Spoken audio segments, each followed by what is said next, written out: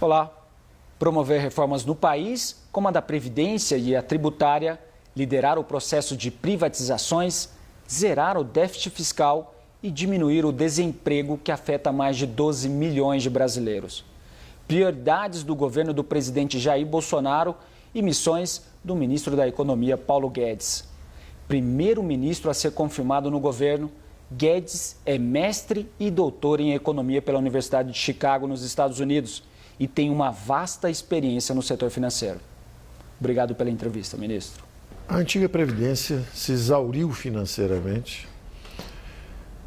É uma fábrica de privilégios. Arma de destruição em massa de empregos pela forma inadequada de financiamento, porque os encargos trabalhistas incidem sobre a folha de pagamentos. Então, para um brasileiro conseguir emprego, o outro fica desempregado. Os encargos chegam a dobrar o custo da mão de obra. É o imposto mais cruel que existe, que é sobre a mão de obra. Então, a geração de empregos fica completamente comprometida. De 96 milhões de brasileiros, que são a população economicamente ativa, são os brasileiros em idade de trabalhar, quase 100 milhões, 46 milhões não têm carteira de trabalho. Então, ela tem várias bombas de relógio a bordo. É um avião destinado a cair, com várias bombas de relógio a bordo. A primeira é a bomba demográfica. À medida que o país, a distribuição etária vai mudando, o Brasil vai tendo menos jovens, há uma condenação a esse sistema de repartição. Porque cada vez você tem menos jovens, cada vez mais idosos, e essa bomba está marcada para estourar. O Brasil tem apenas 11% de idosos e a Previdência já está às vésperas de um colapso financeiro. Então, essa bomba demográfica é a primeira grande ameaça. A segunda ameaça é exatamente o desemprego em massa que ela produz. 46 milhões de brasileiros vão envelhecer e eles não contribuem, porque eles não conseguem emprego formal. Então, não conseguem contribuir. A forma de financiamento é tão equivocada com os impostos sobre a folha de pagamentos que você desemprega pessoas, elas não contribuem, elas vão envelhecer, passam a vida desempregadas ou empregadas de forma informal, mercado informal.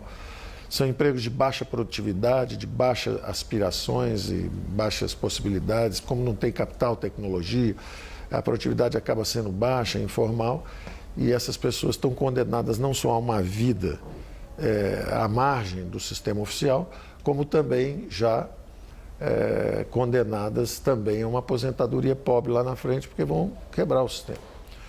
Um terceiro grande defeito macroeconômico é que não leva recursos para o futuro. Promete cada vez mais, mas não leva recursos para o futuro. Então, os salários vão sendo corrigidos, o salário mínimo vai subindo, existe essa promessa de uma aposentadoria lá na frente, mas os recursos são consumidos pela própria geração contemporânea, porque o jovem paga e o velho consome, aquilo é destruído instantaneamente.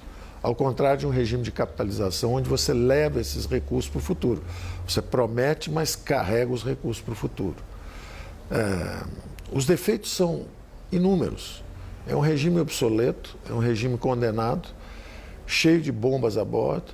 Então, nós tínhamos uma responsabilidade moral com as futuras gerações de permitir que eles escapem essa armadilha em que as nossas gerações passadas e contemporâneas se meteram.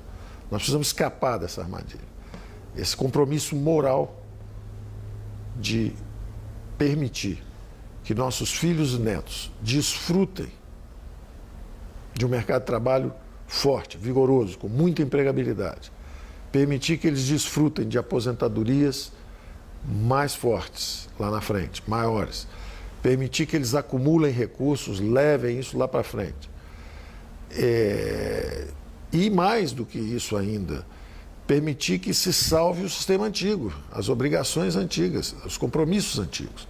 Então, a nova Previdência justamente reduz privilégios, reduz fraudes, reduz as desigualdades e começa esse movimento em direção a um novo regime para que não tenhamos as gerações futuras sofrendo dessa mesma ameaça financeira, além do problema moral.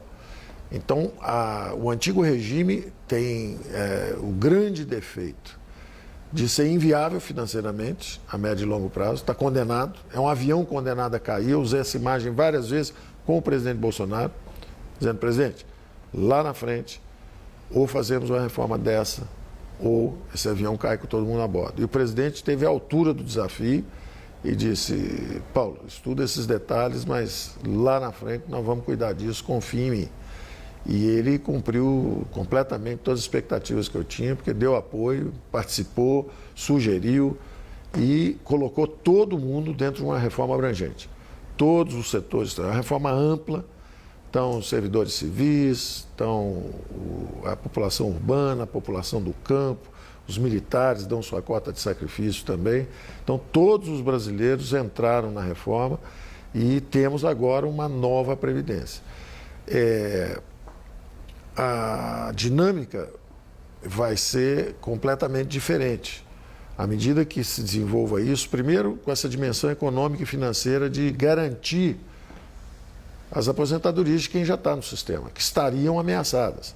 Nós estamos indo em direção ao que aconteceu em Portugal, na Grécia, onde houve perdas extraordinárias. Na Grécia chegou a 60%, em Portugal chegou a 30%. As pessoas perderam as suas garantias, as suas aposentadorias. Então, com esse movimento em direção à nova Previdência, nós estamos realmente salvando a antiga e abrindo um caminho novo para as futuras gerações. O que muda de fato com a nova Previdência? Quais são os principais pontos dessa nova Previdência, ministro? Os pilares são exatamente esses que eu falei. Existiu uma enorme disparidade social. O governo, nessa dimensão previdenciária, era uma fábrica de desigualdades. O governo fabricou desigualdades, transferências perversas de renda. Na verdade, os mais pobres estavam pagando pelas previdências dos mais ricos, o que é um absurdo. Justamente os mais desfavorecidos eram quem estavam pagando a previdência dos mais ricos. Então, o primeiro movimento que nós estamos fazendo é exatamente pegar 75% dos brasileiros. Os 75% dos brasileiros têm salários que vão só até 2 salários mínimos. O brasileiro vai de 1 a 2 salários mínimos. Os empregados, os que conseguem, os trabalhadores brasileiros que conseguem emprego, eles vão de 1 a 2 salários mínimos, 75% deles. E esses 75% nós estamos reduzindo as contribuições. Então, quem pagava 9% vai pagar 8,5%, quem pagava 8% vai pagar 7,5%. Então, o primeiro grande movimento é reduzir justamente os encargos para os mais desfavorecidos. Então, quem ganha menos está pagando ainda menos. E justamente quem ganha mais está pagando mais. Com isso, nós estamos conseguindo reduzir as desigualdades e remover os privilégios. Havia muitos privilégios, uma disparidade muito grande. É inadmissível que o governo seja um fabricante de desigualdades. Você não pode pegar recursos públicos, disse há pouco, como é difícil você captar recursos para essa previdência. Para captar, você já deixa alguém desempregado. Então, dos 100 milhões de brasileiros, é como se você deixasse 50 milhões de desempregados para tributar os outros 50, para pedir os encargos e as contribuições dos outros 50. Só que desses 50, justamente em cima de 75%, é que você capta mais e transfere para 17%. 17% dos brasileiros, justamente os que estão melhor na escala de renda, ficavam com 41% dos benefícios. Então, não só essa disparidade persiste a vida toda, mas o governo ainda na hora da aposentadoria ainda continua fabricando essas desigualdades. Então, o primeiro aspecto a ser atacado foi esse. Depois todos começaram a contribuir também. Todo mundo está contribuindo. Os detalhes técnicos são mais de 80 questões específicas para serem respondidas, mas eu diria que os grandes pilares são esses. Primeiro, é a ideia da equidade, a ideia de reduzir as desigualdades, remover os privilégios. Depois, a ideia de separar o que é previdência do que é assistência social. Uma coisa é alguém que trabalha a vida inteira, está contribuindo para a Previdência e esse tem uma aposentadoria. Outra coisa é alguém que por uma deficiência física ou uma incapacitação cognitiva, qualquer problema, receba a assistência social. São duas coisas diferentes. Então, elas são tratadas também diferentemente. De forma que, pelo menos, a sociedade tenha transparentemente o que ela está fazendo. Qual é a parte que é a Previdência e qual é a parte que é a assistência social.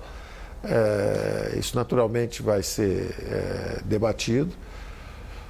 Nós tentamos até antecipar um pouco, é o que nós chamamos da dimensão fásica da reforma. Nós tentamos antecipar um pouco, se alguém tem algum problema, nós tentamos antecipar até um pouco o período em que a pessoa recebe essa ajuda e para de trabalhar porque teve algum problema. E pedimos também que ficasse um pouco mais de tempo no mercado de trabalho, no mercado de trabalho antes de se aposentar, mas aparentemente governadores, prefeitos, está todo mundo examinando isso aí. Pode ser que queiram mexer numa dimensão ou noutra, mas está muito claro para nós que existe uma diferença entre assistência social e previdência. Então, nós fizemos a reforma na Previdência. Sistema social, assistência social está lá separada orçamentariamente, está sendo tratada também, mas são duas dimensões diferentes. Os direitos dos brasileiros serão garantidos? Nenhum dos direitos foi atingido, nenhum dos direitos. Quer dizer, todos os direitos foram preservados. O salário mínimo, as férias, toda a legislação que está aí, está aí. Ninguém mexeu na legislação trabalhista. O que muda para quem já se aposentou e quais privilégios serão cortados, ministro? Para quem se aposentou, não muda. Todo o movimento vai ter uma transição. A transição que nós pedimos está em 12 anos, de forma que isso é tudo muito gradual, é lá para frente. Quem está aposentado não é atingido em absolutamente nada. Absolutamente nada. Quem está aposentado, está aposentado. Quem vai se aposentar em 2 anos também não é atingido, porque daqui a 2 anos não aconteceu nada. Você precisa, a cada 2 anos, sobe em 6 meses, então é tudo muito gradual. Se você está há 2 anos da aposentadoria, não acontece nada. Se você está há 4, 5 anos, aí sim você aumenta um pouquinho o período que vai ser exigido. Você está fazendo uma marcha em direção a períodos mais longos. Isso não só tem uma explicação biológica, que nós estamos vivendo mais, mas isso também tem outras explicações importantes. A primeira é justamente a ideia de que os mais pobres já se aposentam mais tarde. Quem está usufruindo da aposentadoria precoce são justamente as classes mais favorecidas. Elas conseguem contribuir seguidamente, 10, 15, 20 anos, acabam se aposentando antes.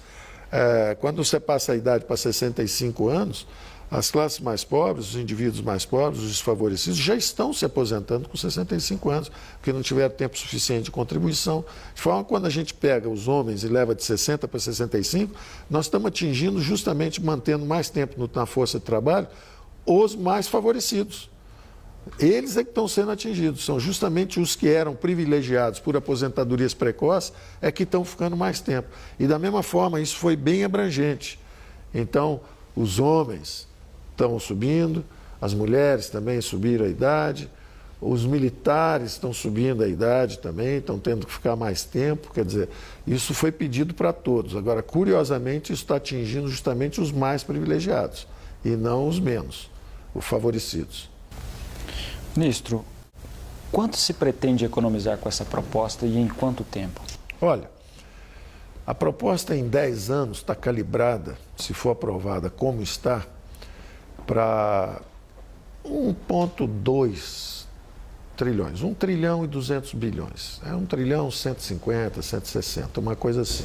Isso em quanto tempo? Em 10 anos. Em 10 anos, os próximos 10 anos. Naturalmente, se começarem a esvaziar, eu acredito e tive as primeiras conversas nossas, foram extraordinariamente encorajadoras. O Congresso parece bastante maduro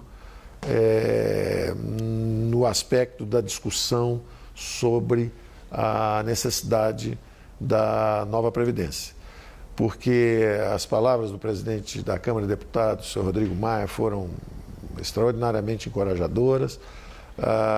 Davi Alcolumbre, o presidente do Senado, também, da mesma forma, se mostrou completamente comprometido com as reformas.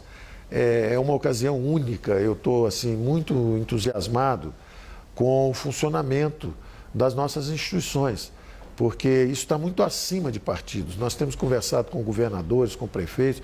Eu conversei com praticamente todos os governadores, conversei com dezenas de prefeitos, e eu sei que são milhares, mas estiveram conosco também os representantes da Frente Nacional de Prefeitos. E a classe política percebeu que é incontornável a necessidade dessa reforma. As prefeituras estão com problemas, os governos estaduais estão com problema, o governo federal está com problema, e isso não é mais adiável. Nós estaríamos realmente sob ameaça de perdermos as aposentadorias que existem hoje. Então, essa percepção da classe política é muito encorajadora, porque isso está há décadas sendo adiado, contornado, e hoje eu acho que chegou a hora dessa nova Previdência, porque há um amadurecimento muito grande da matéria. Pode haver um detalhe para cá ou para lá que vai ser muito bem-vindo. Nas discussões nós temos recebido contribuições excelentes, sugestões excelentes de prefeitos, de governadores, de deputados. Também sabemos que isso, na verdade, nós estamos pensando na população brasileira, 200 milhões de brasileiros. Agora, naturalmente, existem 6, 7, 8 milhões de privilegiados, que são justamente quem está sendo atingido pela reforma, e esses são os que têm mais força, ou tiveram no passado, maior força corporativa. Rondavam os parlamentos, pressionavam os parlamentos, ofereciam favores para os parlamentos, então dizendo, olha, estão ameaçando isso, estão ameaçando aquilo, quando na verdade o que estava sob ameaça são os privilégios. Os privilégios é que estão sob ameaça. Então nós estamos conseguindo realmente pegar os regimes diferentes que havia no Brasil e começando a fazê-los convergir. Partem de pontos diferentes. A mulher, o trabalhador rural, o funcionário público, cada um parte de um ponto. Mas todos estão caminhando, todos aumentaram em 5 anos a sua permanência no mercado de trabalho, todos estão indo em direção, lá na frente, a uma aposentadoria com menos desigualdades que existe atualmente. Então, eu estou bastante otimista.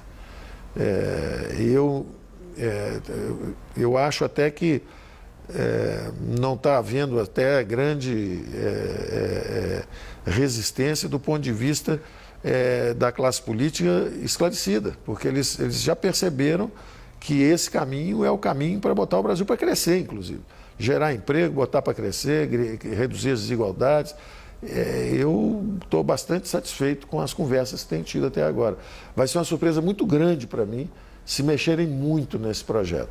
E aí, voltando à sua pergunta, 1 trilhão é uma linha importante.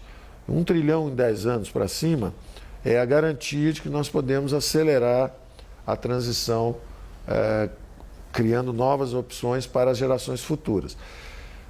Nós precisamos pensar de que cada vez que nós mexemos nesse número para baixo, nós estamos sacando contra o futuro de nossos filhos e netos. Então, se nós quisermos falar assim, olha, mas coitadas das mulheres que poderiam ser um pouco menos e vamos baixar a idade das mulheres. Ok, baixem. Vocês estão sacrificando os filhos e netos dessas mulheres.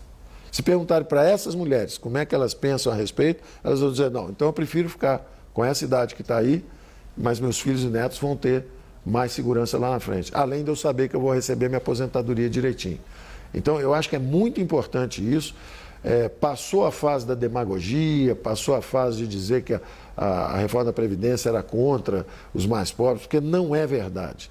Ela remove privilégios, ela reduz desigualdades e, mais do que tudo, ela visa garantir não só as aposentadorias existentes hoje, mas também o emprego e as aposentadorias das gerações futuras. Então, é muito importante, a classe política parece ter amadurecido esse conceito, é muito importante ter em mente o seguinte, você quer alguma coisa para você é trabalhador rural, você é militar, você é civil, seja quem for você, o brasileiro, você quer alguma coisa para você, vá lá e saque contra o futuro dos seus filhos e netos. reduza o número. Você está prejudicando seus filhos e netos naquele número. Se você conseguir reduzir em 100 bilhões, passou de 1 trilhão, 150 bilhões, para 1 trilhão e 50, você acaba de sacar 100 bilhões de filhos e netos lá na frente. Só para finalizar, ministro, o senhor estava falando sobre o papel do Legislativo nessa nova reforma. A proposta agora segue um longo rito de tramitação no Congresso Nacional. Qual a importância de se aprovar essa proposta logo, a curto prazo? Quanto mais rápido aprovarmos, mais rapidamente desaparecem as nuvens negras no horizonte fiscal brasileiro. Então, essa reforma está sendo falada há algum tempo, já alguns governos estão tentando fazer há 10, 15, 20 anos.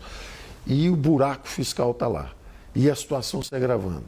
E nós cada vez mais próximos de termos um problema dramático, como tiveram Portugal, como tiveram Grécia, esses países que demoraram a fazer a mudança. Curiosamente, todos esses países que fizeram a mudança, depois saíram crescendo. E as perspectivas melhoraram muito, os salários aumentaram, o desemprego reduziu-se dramaticamente. Então, isso é conhecido, é sabido, isso é uma nuvem negra que está no horizonte do futuro brasileiro. Então, quanto mais rápido aprovarmos em 2, 3 meses, o Brasil esse ano já começa com outras perspectivas, já começam ondas de investimento, os empregos já começam a retomar, que foi a sua primeira pergunta a respeito de desemprego lá na frente, são 12 milhões de brasileiros desempregados, 12 milhões são os que disseram que estão desempregados e não estão procurando emprego, mas tem um grupo enorme, como eu disse antes, tem 46 milhões de brasileiros que não contribuem porque eles estão nos mercados informais. Então, embora eles não estejam nessa estatística de desemprego aberto, a grande verdade é que são pessoas que estão trancadas numa bolha de baixas aspirações, baixos rendimentos, baixa produtividade, baixas aspirações na vida, que é lamentável. Na verdade, nós destravando esse horizonte fiscal, o capital começa a entrar, os investimentos começam a acontecer, as jovens gerações começam a acumular capital também, e quando você acumula capital, a produtividade do trabalho sobe, o salário sobe, o crescimento da economia sobe, é outro horizonte. O Brasil já foi um país que cresceu muito, que sabia e tinha uma dinâmica de acumulação. Nós perdemos essa dinâmica, mas nós temos capacidade de recuperar essa dinâmica de crescimento. Obrigado pela entrevista, ministro. Um prazer. E obrigado também a você por acompanhar a entrevista exclusiva com o ministro da Economia, Paulo Guedes. Até o nosso próximo encontro.